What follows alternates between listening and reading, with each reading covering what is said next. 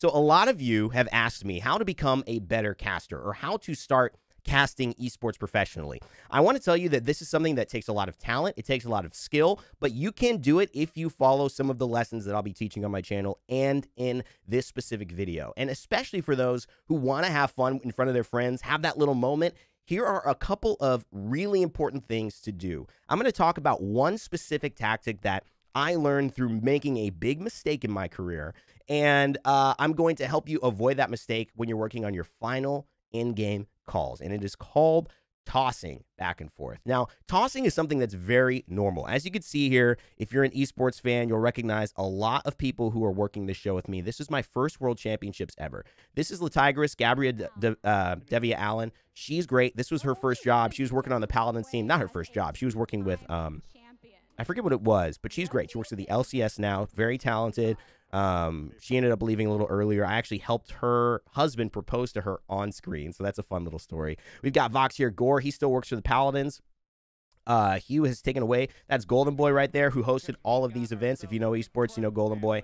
And you're going to see it get to us right around here.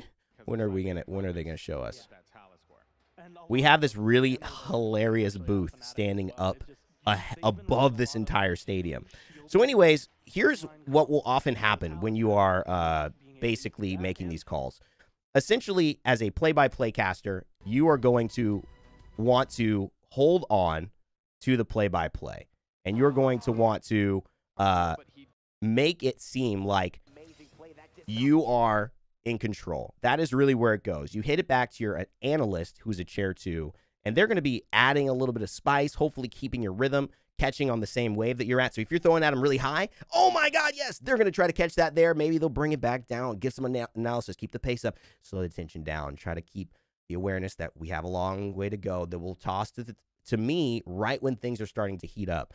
Here's kind of what I want to talk to you about. Basically, this last moment is a trap for play-by-play casters, because what I did in this moment was my first World Championship, and I wanted to get that final call. And sometimes you'll see that actually people are holding on to the call longer than they need to, and it can result in this really hard thing for your breath. If your breath is not ready to take this call, what you'll notice is that you end up actually dying on the moment you need to go hype. And there's a real thing I learned where this mistake helped me to know exactly what not to do. And you're going to listen to it right here. He was trying to reposition just to get repositioned. You can hear my voice is almost dead. Mid-air shot to go for Burrito. No Hexafire available. No illusory rift here. It's going to come down to the ultimates. Burrito rounding the final quarter. Bonker with another. So right now, pick. it feels like it's going to end. Everybody and anybody he sees. This front line couldn't be started any farther. The chickens come out. Bonker on a 6-3. This could be it. Burrito Esports are looking to finish it off here, Nick. And it could be that your HRX 2017 champion is Burrito. Will you see it? Will it happen here? D69 trying to stabilize. Heat Haze pops there. No shutdown immediately. Burrito taken. Burrito Esports, your invitational champion. So you guys hear what happened there, right? This was something that is very, very possible. I ran out of gas too early. And for my play-by-play casters out there, this is something that will come back to haunt you, because these championships, I mean, I've only casted 2 or 3 of them my entire life. I've had a chance now to cast more Apex championships, but when you get into this position, you have to be aware not to go too hard too fast. Notice here, another long-range pick. I think the game is ending, so I'm putting my energy out first. What I should have done is hold my energy, even though I was matching with Nick, bring it down for a second, match him here with the intensity, but that couldn't be it. Will this be? I could start enunciating. I could start slowing my pace down and going a little bit more analytical. But he sees this front line couldn't be started any farther than chicken. And that moment makes me think it's over. And I think this is where you have to get to the point of you trust your partner to give it back. And this is the biggest mistake you'll make. If you don't trust your partner, Nick, or my partner, Nick, which I should have trusted. And I trusted him from that moment on. I always trusted him. But in this moment, it was our first championship together. And I think we had a different play on it. But you have to trust him to give it back. And that's what I think is going to decipher a great casting combo versus somebody who's trying to steal the show from the other caster who's always trying to steal the show from them. These long, outdrawn plays don't sound as good as if somebody throws a basketball back and forth through the legs, up alley-oop. That's a cooler play than someone dribbling by themselves all up and down the court. And so here's where I should have tossed it back to him and let it go, because here's what he should do. Come out, Bunker on a 6-3. This could be it. Burrito Esports are looking to finish it off here, Nick. Here, Nick. Boom. Should have left it there. Then Nick picks up. He could say something. They're looking to finish it, but I don't know if that will be it. Ruckus loses the emitter shield. And the heat shade from Shaolin pops back out. Right? So he says two things.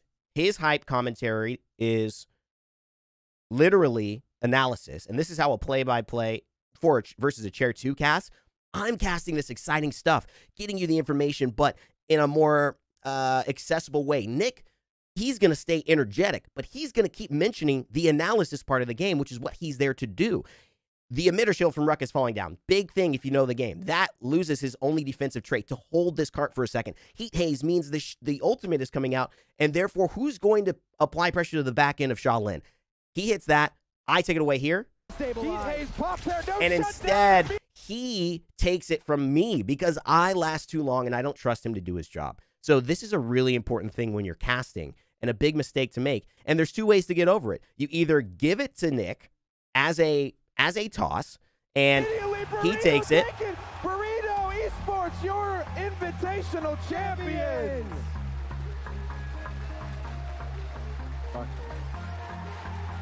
And you know what? He either does that or he takes it, or we have something like this with Apex. Now, I want to kind of show you guys how I shifted that thought process here, because one of the things you have to understand is you could also throw it to someone too late.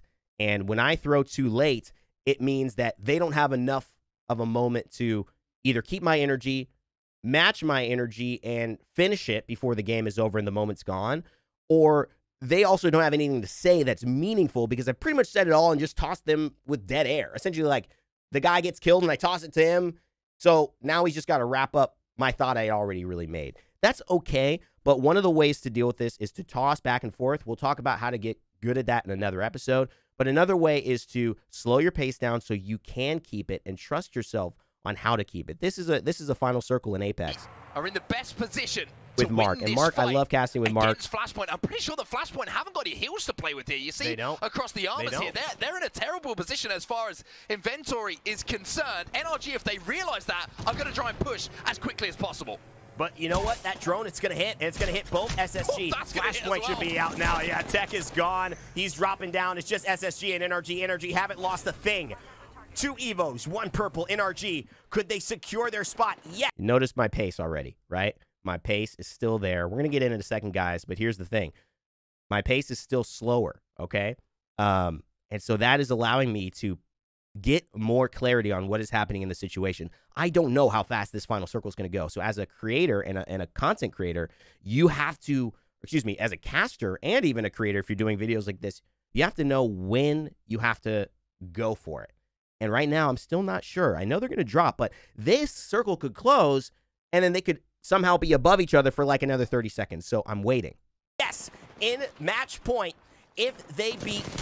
And that's why I'm going like this to keep emphasis, to bring this game back together, to essentially allow me to keep the momentum of the energy, but also not lose out on the call, because I may have to take this to try to finish it up, right? Because Mark's just talked, and I'm kind of trying to get us to that next it would point. Be a simple mathematical equation. They'd have enough, no doubt about it, and the Hemlock, will it get the job done? Nathan has a chance, but he's going to shield that, and Rocker as well. They can take their time on this. Shooting fish in a barrel is what NRG look like right now, with SSG just desperately trying to survive.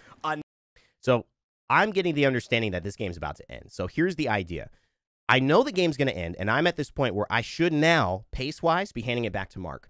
But I understand that Mark doesn't have much to work with by himself after not saying anything and going into maybe the last 10 seconds of a match. It's also my job as the Chair 1 to finish this match. So if I do give it back to him, I want to get it back before the game is over. And I'm realizing this is a decision maker. A lot of casters, myself, will make this mistake where they'll toss to Mark right now. And that will result in Mark finishing the call. And as a play-by-play, you'll feel a little bit like, dang, I had that. I should have tossed earlier so I could get it back, finish it off. Because typically that's what it is. You don't want your analysis guy who maybe isn't bringing the hype to have it. Mark and I are a little different, kind of like Nick and I as well. We both play-by-play and both can analyze. So it's not really a big deal, but this is just for more traditional role sets with Chair 1, Chair 2. So here's what I do instead. Another moment, another day, but it doesn't look like it's going to happen. Here's the clash we've been waiting for. Will NRG pull it out? Rocker here with the EVA 8. He hits one, he hits two. Can he hit this other one? The Spitfire, it's been the story of the day. Will Rocker clean it up? No! SSG shut him down, and Space Station claims the win in Game 6. Now, that is, in my opinion, not the best final cast. I mean, I've done much better in my thought.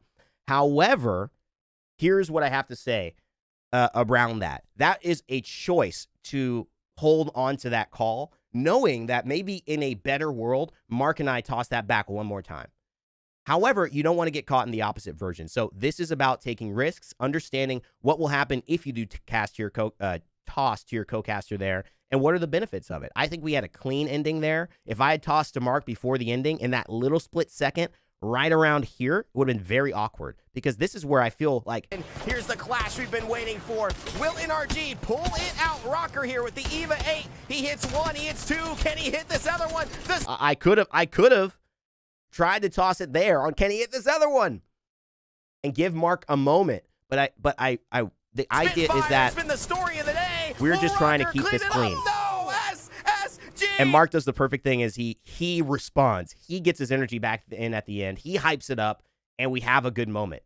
But it has to be, you have to be aware of how that works. So anyways, hopefully that was a cool lesson of how to take some final circles, how to hold on to them, how not to hold on to them. And there's more variations to this where you could have a perfect back and forth toss, this and that. And I think, you know, there's an element to it. I was low on air. Yeah, exactly. Thank you. But I want to go back. And a lot of this stuff is great because, you know, Ryan and I spent 2-3 years together working on this, and it's like, it's a great environment where you can have people who are back and forth on you. And I think there's one here where, to give you advice, to talk about what it is. I think this one, I like my call a lot, and this is basically off of what we did wrong. So here's what we're doing. We kind of know this game's going to end. It's been like a really strong show so far. And will he not get his infinity Envy looks pretty unstoppable. If he doesn't get it today, I don't know if he's getting that third for a while. Envy, is it their moment to steal history?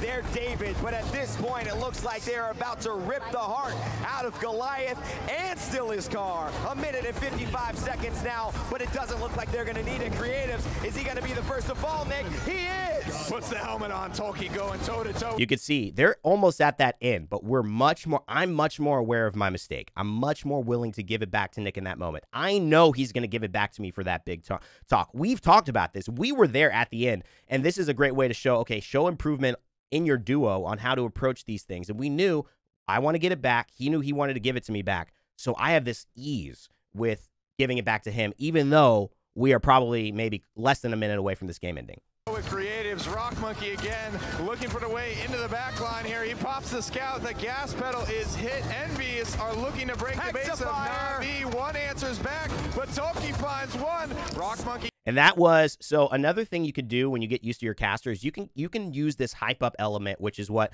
I'm working on with Girl and things like that. Sometimes I'll work with Girl, and she's so great. She learns she's like a sponge. And we had a talk where it was, this is me just getting excited around you. Don't stop talking. Keep going. I just want to hype you up. That's something that I feel comes off really naturally with, you know, combos who have been doing it more and more. But it also is a little bit of like, hey, Nick, I'm here. Like, hey, Nick, that's a big moment. Maybe it's time. Just start wrapping it up. That's kind of my intention as well, to get back on the mic a little bit. He gets one of his own. My God, Nick.